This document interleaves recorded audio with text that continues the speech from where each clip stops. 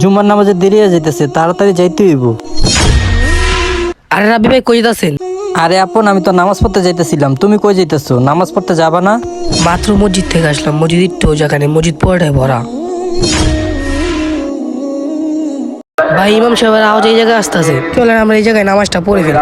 ঠিক আছে চলো। আসেন ভাই তাহলে। আরে ভাই দাঁড়াও, এখানে কি করতেছো তোমরা? ভাই মসজিদের আওয়াজটা এই সাইডে আসতেছে, তো মসজিদে জায়গা নাই, তাই আমরা চিন্তা করছি নামাজটা এই সাইডে সেরে ফেলি।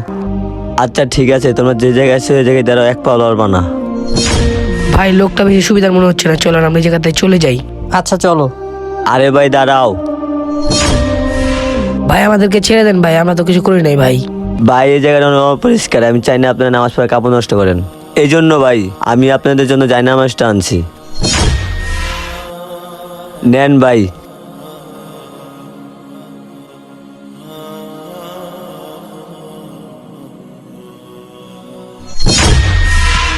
তো গাইস, ভিডিওটি কেমন হয়েছে কমেন্টের মাধ্যমে বলে যাবেন, আর আমাদের নেক্সট ভিডিও পেতে চ্যানেলটি সাবস্ক্রাইব করে যাবেন। ধন্যবাদ সবাইকে, ভালো থাকবেন।